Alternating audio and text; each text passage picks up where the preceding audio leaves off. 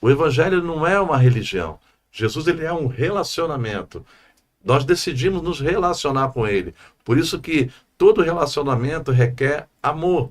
E se nós formos substituir ali Deus por amor, o versículo que eu compartilhei com vocês, nós oramos ali, é João 3,16, você pode substituir ali o amor, amor, o mundo de tal maneira.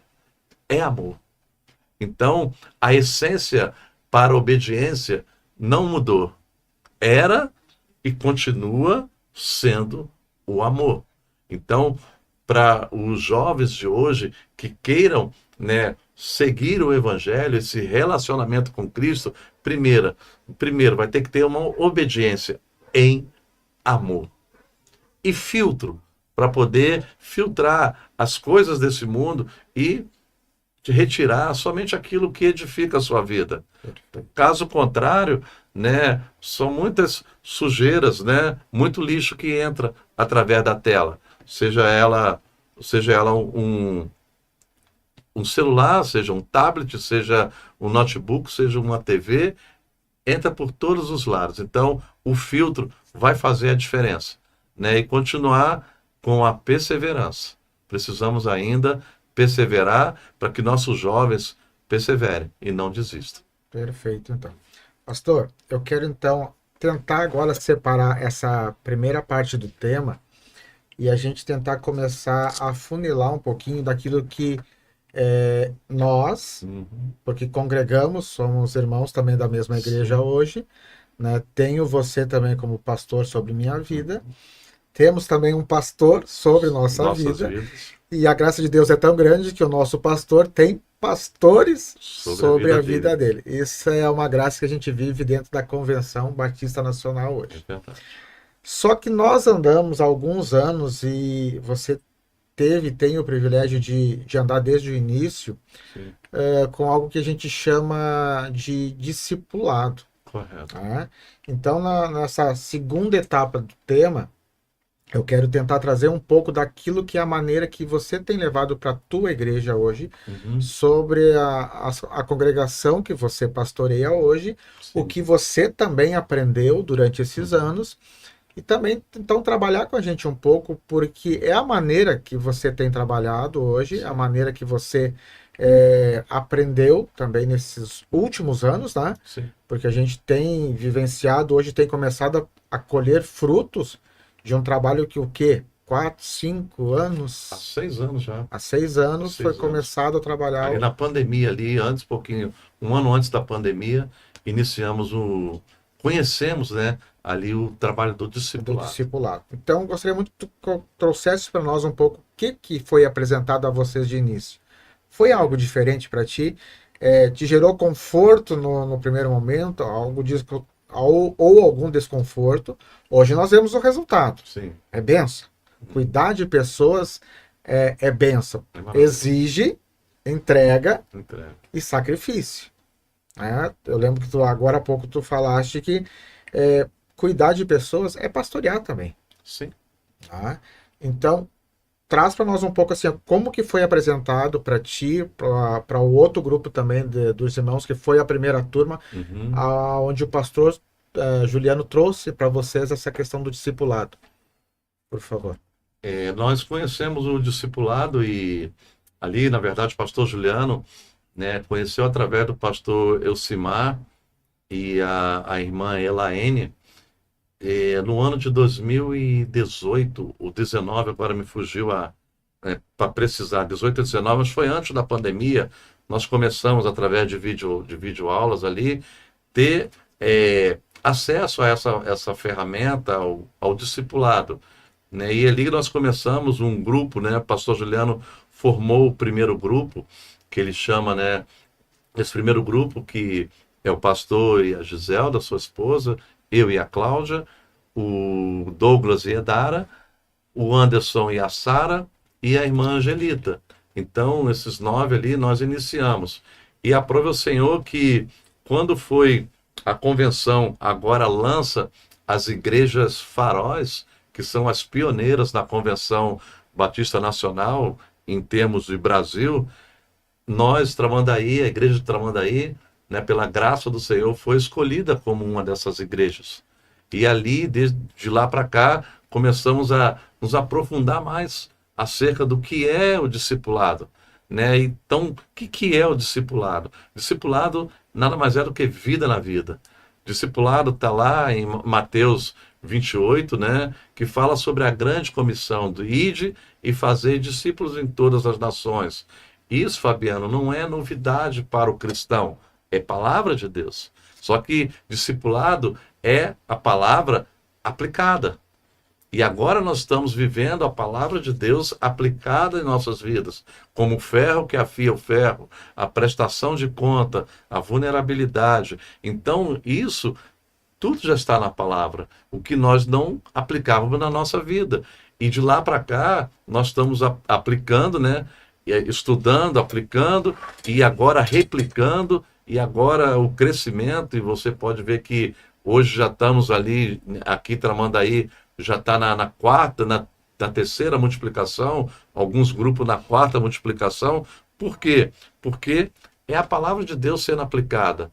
E Cidreira, né, na igreja no qual a gente está responsável ali, né, pastoreando Cidreira, e deixar só essa informação, Cidreira, ela é uma congregação de Tramandaí, e esse ano de 2026, né, o pastor Juliano está preparando a emancipação de Cidreira, onde nós vamos nos tornar uma igreja emancipada, mas até então nós somos essa congregação e também esse discipulado, através de nós, sendo aplicado. Né? Já temos o nosso primeiro grupo ali e já vai sair já a multiplicação desse primeiro grupo, então nós também estamos aplicando. E hoje nós não entendemos uma vida cristã, uma caminhada cristã, sem o discipulado, sem vida na vida, sem prestação de conta, sem sermos vulneráveis. E ali você tem vivenciado isso também, que você faz parte de um grupo e você também discipula como mentor, como discipulador,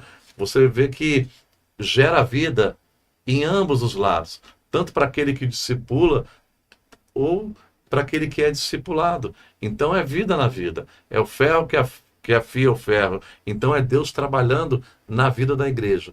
Então eu louvo a Deus por esse momento precioso que hoje nós vivemos. E não só a Tramandaí, agora várias igrejas aqui do estado, né, multiplicou.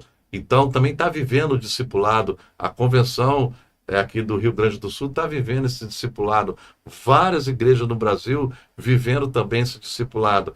E nós vamos vendo agora um crescimento, uma maturidade.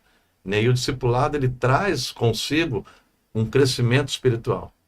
E é onde todos nós falamos a mesma língua. E agora, como você está ali com uma liderança de uma célula, pastoreando aquele primeiro grupo, você já começa a pastorear um grupo maduro, liderar um grupo maduro. E aí se torna mais fácil você gerar mais líderes, pessoas comprometidas com o evangelho e pessoas que venham a influenciar, né? Tira para nós uma dúvida até aqui, para quem possa estar assistindo. Quem está sendo discipulado? Para frente, ele pode se tornar um discipulador? Quem é discipulador também hoje, ele automaticamente precisa estar sendo discipulado ou o discipulador não precisa mais ser discipulado? Falou acerca do que é uma marca que nós temos da nossa igreja e também da convenção. Ninguém anda sozinho, né? Eu sou pastoreado pelo pastor Juliano. Pastor Juliano tem o pastor Carlos, pastor João Batista, que são os pastores dele. Pastor João Batista tem o pastor Cícero, que é o pastor dele. Então nós conhecemos a nossa geração. Eu conheço o meu pastor, eu conheço o pastor do meu pastor, e eu conheço o pastor do meu pastor. Então isso é geracional. Então, no momento que eu estou discipulando, eu também preciso ser discipulado. E aquele que está sendo discipulado, ele está sendo preparado que logo ele será um discipulador. Então, isso é geracional. Então, isso nós vamos vivendo, né? E todos aqueles que chegarem, né, à igreja Filadélfia de Tramandaí ou de Cidreira, aqueles que entraram naquelas portas e se decidir a membrar e fazer parte daquele corpo, automaticamente eles serão inseridos numa célula e posteriormente num grupo de discipulado. Então, o discipulado é para que todos queiram. Claro, terão aqueles que não vão querer. Isso também é uma decisão, né? Eu não quero ser discipulado. Amém. São decisões. Mas todos aqueles que aceitarem, decidirem, eles serão discipulados e futuramente serão discipuladores. Pastor, sabe que assim como, né, tu tens um tempo de experiência da questão da teologia, nesses últimos anos eu guardo, e isso a gente crê que tu também guardas no teu coração e na tua memória, sobre o cursão, que né, a gente tem, na nossa casa a gente trabalha com algo que é um tempo de ensino, né, para quem está começando a dar, para quem já anda, para entender como é que funciona, né, a Igreja Batista, a Convenção Batista, e conhecer um pouco da Bíblia em si, né, das coisas principais. Mas eu guardo no meu coração, e isso eu vou levar para o resto da vida, porque nenhuma vez dentro de um seminário, dentro de uma aula de teologia, a gente sabe que a gente se alimenta também lá de coisas muito boas, mas em nenhum lugar eu ouvi um tema que isso está sempre mexendo na minha vida e é algo do discipulado também. E eu queria que tu falasse um pouco sobre isso, porque eu ouvi isto e ali foi um divisor de águas para mim, que é o quê? A palavra transparência e vulnerabilidade. São duas coisas muito diferentes. E talvez até eu ouvi isso e um bom tempo depois a minha vida sempre foi, no máximo, transparência. E a gente começou a viver algo chamado vulnerabilidade e que para muitos é algo muito difícil. E eu vou confessar para ti e para quem está nos assistindo que vulnerabilidade, quando o pastor nos explicar aqui, foi uma coisa que para mim faz pouco tempo. Porque entendeu que tu falou do discipulado, que discipulado é confronto.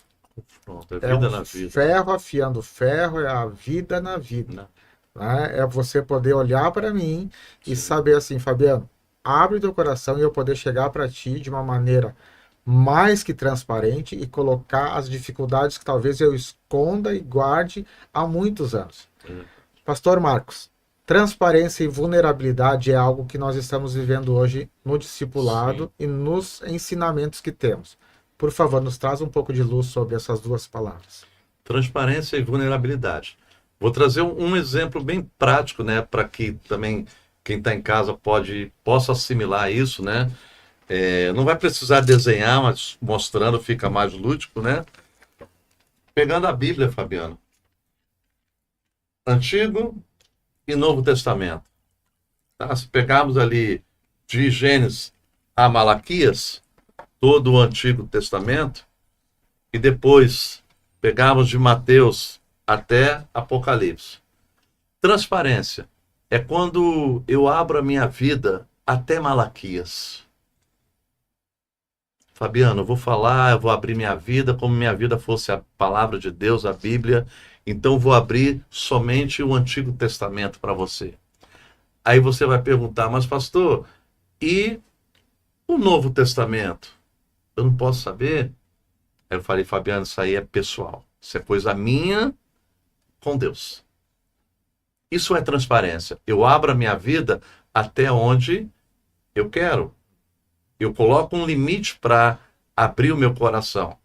Agora, o discipulado, ele trouxe para nós uma outra palavra que até então nós não vivíamos no curso de maturidade no Espírito, que é a ocução, né? Que tem nos trazido uma gama de conhecimento, um enriquecimento, um crescimento espiritual muito grande ao longo desses anos que a gente vem ministrando, vem, né, trazendo para toda a igreja.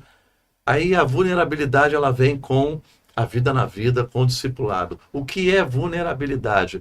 Vulnerabilidade agora, Fabiano, é eu permitir que você entre em áreas da minha vida que até então ninguém nunca tinha entrado. Ou melhor, você agora tem acesso, usando a Bíblia como um exemplo, agora você tem acesso ao Novo Testamento. Eu lhe dou, né, e isso é espiritualmente falando, eu lhe dou uma procuração espiritual. Fabiano, você pode tocar, porque vulnerabilidade agora é dar permissão para que o outro toque nas feridas, né? Tocar naquelas áreas de nossas vidas que até então era reservada, que nós não abrimos nem para ninguém. Tem áreas que o marido não abre nem para a esposa. E tem áreas na vida da esposa que a esposa não compartilha nem com o marido.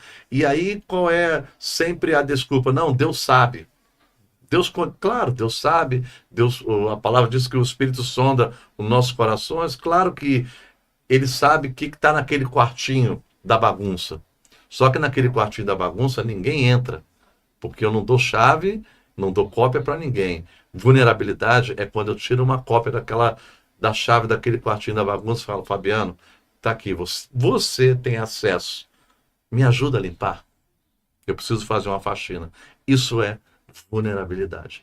E é essa vulnerabilidade que tem levado à prestação de contas. Agora, você me ajuda a arrumar o quartinho da bagunça.